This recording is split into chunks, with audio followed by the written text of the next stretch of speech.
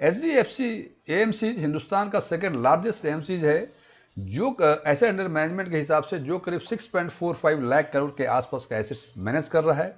ये आज के दिन में करीब 90 इक्विटी स्कीम्स को मैनेज कर रहे हैं, जिसमें से 34 स्कीम्स इक्विटी सेगमेंट्स के हैं। और इसी बीच HDFC AMC ने एक नया थीमेटिक फंड का NFO लाए हुए है, जिसका नाम है HDFC मैन्युफैक्चरिंग फंड। और आज हम बात करेंगे इसी NFO के बारे में और देखेंगे कि क्या इस NFO के साथ हमें आगे बढ़ना चाहिए।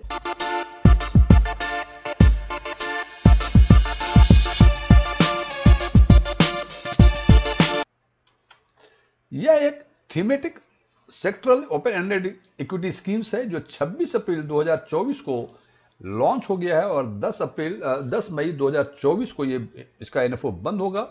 इस NFO का, इस HDFC मैन्युफैक्चरिंग फंड के NFO का मिनिमम टारगेट फंड सब्सक्राइब करने का 10 करोड़ रुपए है। यदि ये 10 करोड़ रुपए with in NFO period subscribe नहीं कर सकते हैं तो इस सारे पैसे सब्सक्राइबर्स को with in 5 working days NFO बंद होने के 5 दिनों के अंदर इनको वापस करने होंगे। और यदि 5 दिनों के अंदर ये वापस नहीं करते हैं तो इनको 15% का पेनल्टी पे करना पड़ेगा MCs को। और यदि 10 करोड़ या उससे अधिक का टारगेट अचीव कर लेते हैं तो NFO क्लोज होने के 5 दिनों के अंदर ये यूनिट्स को अलॉट कर देंगे और इसके 5 दिनों के बाद ये फिर रीओपन होगा फॉर फर्दर परचेज और रिडम्पशंस। इनके registrar and transfer agent Kemps हैं। केम्स का नाम सुना होगा आपने।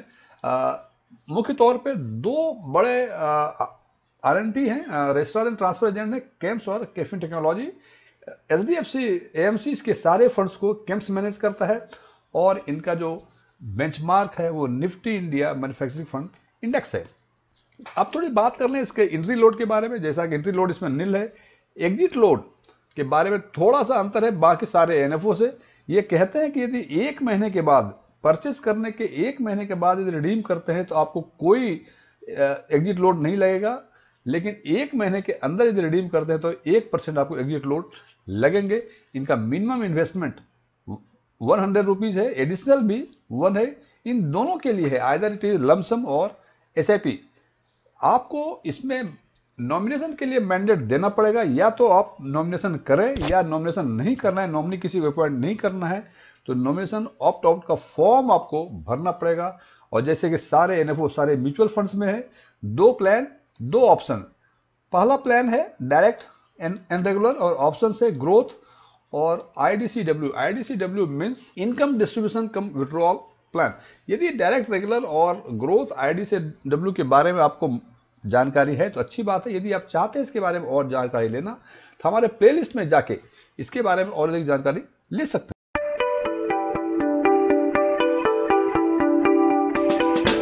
अब जबकि बात कर रहे हैं कि फंड मैनेजर अपने फाइनेंशियल विजडम के हिसाब से फंड को एलोकेट कर सकते हैं 0 to 20% कहाँ करना है इनको, तो देख लें फंड मैनेजर इनके मिस्टर ध्रुव मुच्छल हैं एक, जो ओवरसीज इन्वेस्टमेंट का लुक आफ्टर करेंगे। इनकी उम्र 35 साल है।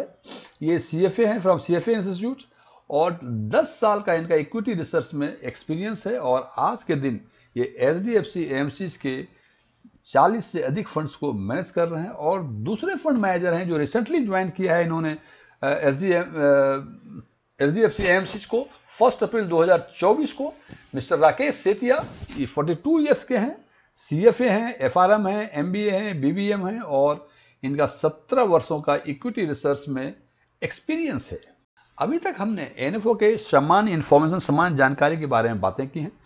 अब बात करेंगे 2 बिंदु पर कि क्या हमें मैन्युफैक्चरिंग फंड में इन्वेस्ट करना चाहिए, यदि हाँ तो क्यों, यदि नहीं तो क्यों। यदि हमें इन्वेस्ट करना चाहिए तो क्या हमें HDFC मैन्युफैक्चरिंग फंड में इन्वेस्ट करना चाहिए, इसका निर्णय हम इस बेसिस पर लेंगे कि हम देखेंगे कि क्या कोई मैन्युफैक्चरिंग सेक्टर के एग्जिस्टिंग फंड्स हैं जो ऑलरेडी टेस्टेड हैं। टेस्टेड है मीन्स 5 साल, 7 साल, 10 साल जिनका पुराना फंड हो, सो दैट हम देख सकें कि इनका 10 सालों में, 5 सालों में परफॉर्मेंस क्या रहा और उसके बेसिस पर निर्णय लेंगे कि हमें क्या करना चाहिए। तो सबसे पहले हम देखते हैं कि हमें मैन्युफैक्चरिंग फंड में क्यों नहीं या क्यों इन्वेस्ट करना चाहिए। इसके लिए हिंदुस्तान में ड्राइविंग फोर्स के बारे में सबसे पहले बात करते हैं।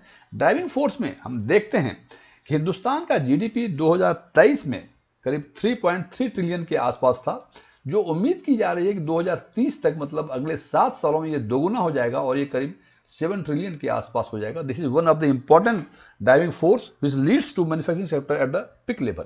नंबर 2, मैन्युफैक्चरिंग जो जीवी है, ग्रॉस वैल्यू जो ऐड होगा 2023 तक में ये करीब 0.45 ट्रिलियन ऐड हुए थे, जो उम्मीद की जा रही है कि 2.8 टाइम्स बढ़ के 2030 में ये 1.28 ट्रिलियन हो जाएगी। और मैन्युफैक्चरिंग एक्सपोर्ट जो 2023 में भी 0.45 ट्रिलियन ही थी, और माना जा रहा है कि 2.6 टाइम्स बढ़ के ये 2030 में 1.198 ट्रिलियन हो जाएगी। ये जो ड्राइविंग फोर्स है which leads to manufacturing sector at the peak level in India, इसके बारे में बातें कर रहे हैं। इसके बाद हम देखते हैं कि आखिर मैन्युफैक्चरिंग सेक्टर का नीड हिंदुस्तान में क्यों है, या किसी भी अक्रॉस द वर्ल्ड इसका नीड क्यों होती है। तो यदि आपको अपने देश का होलिस्टिक अप्रोच करना है तो you will have to move for manufacturing sector. यदि आप चाहते हैं कि लार्ज स्केल एम्प्लॉयमेंट आपको जनरेट करना है तो मैन्युफैक्चरिंग सेक्टर में ही जाना पड़ेगा, क्योंकि सर्विस सेक्टर में इस हिसाब से लार्ज स्केल एम्प्लॉयमेंट जनरेट नहीं होते हैं। और if you want to maintain the stability in the macro economic situations, macro economic stability यदि आप चाहते हैं तो इसके लिए भी आपको मैन्युफैक्चरिंग सेक्टर में जाना ही होगा। अब हमें इस एंगल से बातें करनी पड़ेंगी कि ड्राइविंग फोर्स तो ठीक ठाक है, मैन्युफैक्चरिंग की ज़रूरत क्या है, ये भी ठीक ठाक बातें हैं, ये चाहिए हमें तो ये करना पड़ेगा, लेकिन ये देखना पड़ेगा क्या हिंदुस्तान में स्कोप्स हैं इसके, या केवल ड्राइविंग फोर्सेस और नीड फॉर मैन्युफैक्चरिंग पर बातें करके हम इसको बंद कर दें। तो देखें इसके स्कोप्स हिंदुस्तान में क्या हैं। सबसे पहला है अपॉर्चुनिटी क्या क्या है यहाँ इसकी। हिंदुस्तान लार्ज कंज्यूमर बेस है, इतनी बड़ी पॉपुलेशन, दुनिया का सबसे बड़ा पॉपुलेशन, निश्चित रूप से कंज्यूमर भी सबसे अधिक होंगे यहाँ, तो ये एक अपॉर्चुनिटी है हिंदुस्तान में। Large export opportunity in the multipolar world. अब ये हिंदुस्तान की नहीं, ये अक्रॉस द वर्ल्ड सबकी अपॉर्चुनिटी है कि मल्टीपोलर वर्ल्ड में मैन्युफैक्चरिंग गुड्स को एक्सपोर्ट करने की अपॉर्चुनिटी काफ़ी अधिक है। तो अपॉर्चुनिटी मुझे दिख रही है। अब यदि बात करते हैं क्या कैपेबल है हिंदुस्तान इसके लिए, अपॉर्चुनिटी तो है कि लार्ज कंज्यूमर बेस है, ये मल्टीपोलर वर्ल्ड में एक्सपोर्ट हो सकता है, लेकिन यदि कैपेबिलिटीज़ की बातें करें तो हम देखते हैं कि हिंदुस्तान में लार्ज और स्किल्ड लेबर का पुल है। हालांकि स्किल्ड लेबर के पुल में थोड़ी सी आशंका मुझे है, लेकिन फिर भी चूंकि इतनी बड़ी पॉपुलेशन है तो स्किल्ड लेबर की संख्या भी काफ़ी अधिक है। कॉस्ट एडवांटेज वर्सेस पुअर्स, ये सबसे बहुत इंपॉर्टेंट है हिंदुस्तान की कैपेबिलिटीज़ के साथ है, या यूँ कह लें ये एक एज है ये एक एज है टू इंडिया। क्यों वर्ल्ड वाइड देखा गया है कि इंडिया का जो मैन्युफैक्चरिंग सेक्टर्स के जो पेमेंट्स हैं, जो कॉस्ट हैं, वो $198 पर मंथ के आसपास हैं एवरेज, जबकि यूएस का ही it is around 5200 something $, per month है। जनाब आप कंपेरिजन देखें, $200 के आसपास हिंदुस्तान का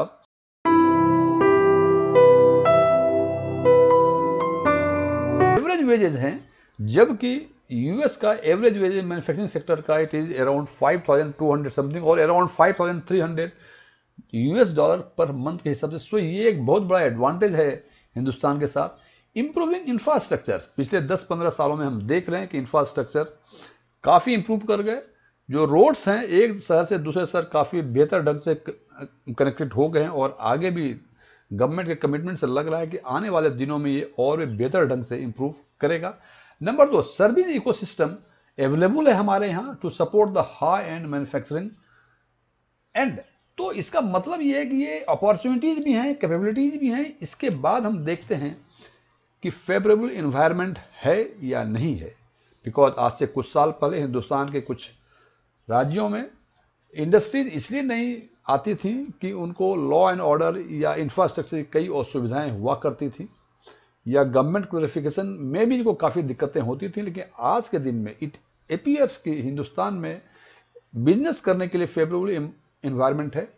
इसके लिए इन्होंने कहा है कि फोकस ऑन आत्मनिर्भर में पिछले 4-5 सालों से ये प्रोग्राम जो चल रहा है, इसका बेसिक पर्पस ये है just to create the favourable environment for the industrialist, और low average plus high capacity utilisation है, plus micro economic stability plus geo political factors आज के दिन में कुछ ऐसे बन रहे हैं कि हमें लगता है कि फेवरेबल एनवायरनमेंट हिंदुस्तान में बिजनेस करने के लिए क्रिएट हो रहा है।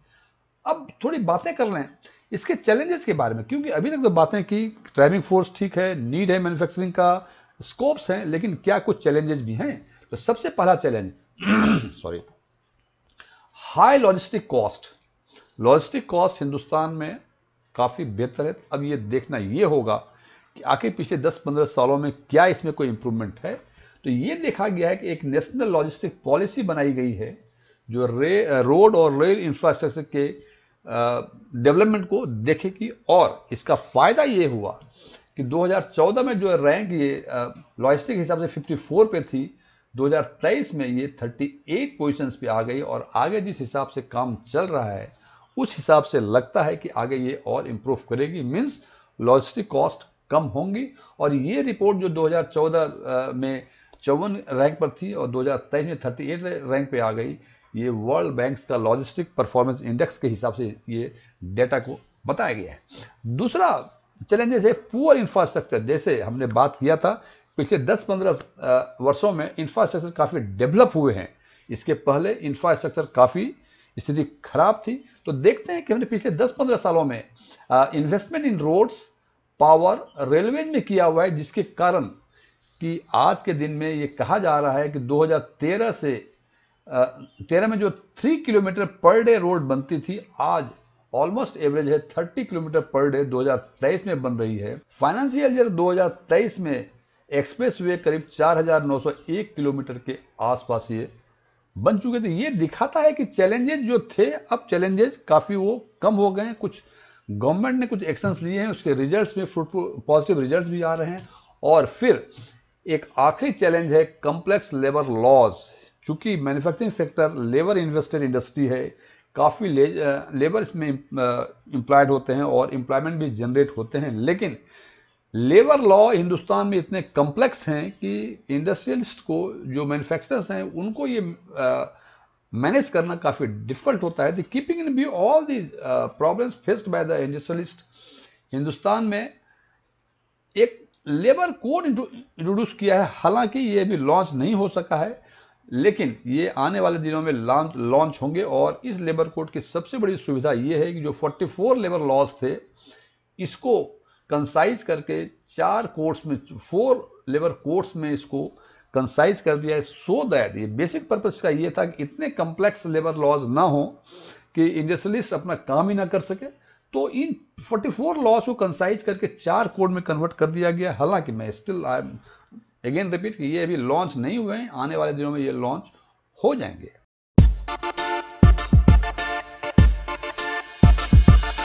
आखिरी चैलेंज है लो ईज ऑफ डूइंग बिजनेस। जैसे मैंने पहले चर्चा की कि हिंदुस्तान में, और एक तो हिंदुस्तान में और दूसरी हिंदुस्तान के कुछ स्टेट्स में ईज ऑफ डूइंग बिजनेस की स्थिति बहुत ही खराब थी। लोग, आसान नहीं था उनके लिए बिजनेस करना। अभी हमने देखा कि पिछले कई वर्षों से हम देख रहे हैं focus on improving ease of doing business, ये इस पर इंफेसिस गवर्नमेंट ऑफ इंडिया दे रही है। और इसके चलते क्या हुआ कि 142 पोजीशन था इनका पहले, जो आज के दिन में ये 63 पोजीशन पे World Bank's ease of doing business के हिसाब से 2020 में ये हो। मैं फिर बता रहा हूँ कि आज से 10-12 साल पहले ये 142 रैंक पे थे, जो 2020 में ये 63 रैंक पे आ गए। और ये डेटा जो रिलीज किया है, ये किया है Bank's ease of doing business ranking 2020 में हुआ है। तो इन चैलेंजेस को देखते हुए लगता है चैलेंजेस हालांकि आज भी पूरे खत्म नहीं हुए हैं, लेकिन ये बात भी सच है कि जो आज से 10-15 साल पहले चैलेंजेस मैन्युफैक्चरिंग सेक्टर के सामने थी, वो काफ़ी इम्प्रूव कर गया है, काफ़ी अच्छी स्थिति में आ गई है। और जिस हिसाब से जो मोमेंटम गवर्नमेंट ऑफ इंडिया का है, आने वाले दिनों में ये चैलेंजेस शायद काफ़ी कम हो जाएं। अभी तक हमने बातें की इनके ड्राइविंग फोर्स के बारे में, क्यों ज़रूरत है मैन्युफैक्चरिंग सेक्टर को इम्प्रूव करने की, इसके स्कोप्स के बारे में और इसके चैलेंजेस के बारे में। अब हम बात करेंगे कि क्या इस सेक्टर में कोई ऑलरेडी एग्जिस्टिंग फंड हैं, और यदि कोई वो फंड हैं तो उनकी स्थिति क्या है।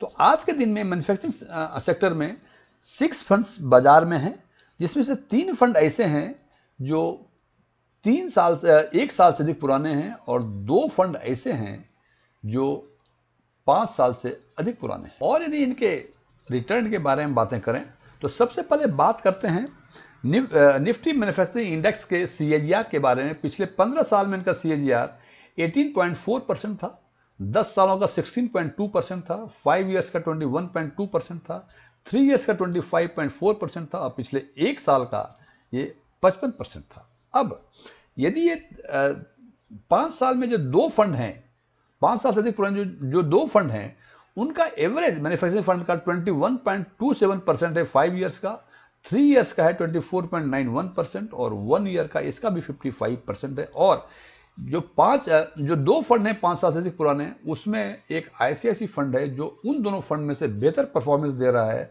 और उनके 5 ईयर्स का परफॉर्मेंस 24.78% है, 3 ईयर्स का 31.22% है और 1 ईयर का 65.19%। मैं फिर बता रहा हूं, ये एवरेज जो है ये मैन्युफैक्चरिंग सेक्टर का एवरेज का है।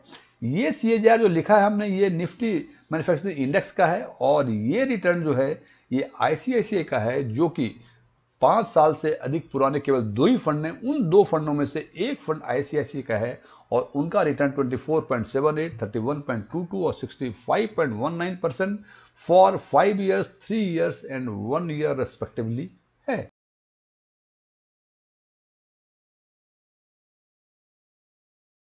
अब अंतिम चर्चा, हमने बात की थी क्या हमें मैन्युफैक्चरिंग फंड में जाना चाहिए, यदि हाँ तो क्यों, यदि ना तो क्यों, और यदि हाँ तो देखना होगा कि एग्जिस्टिंग फंड का परफॉर्मेंस कैसा है जो ऑलरेडी टेस्टेड है, तो क्या हमें नए फंड में जाना चाहिए।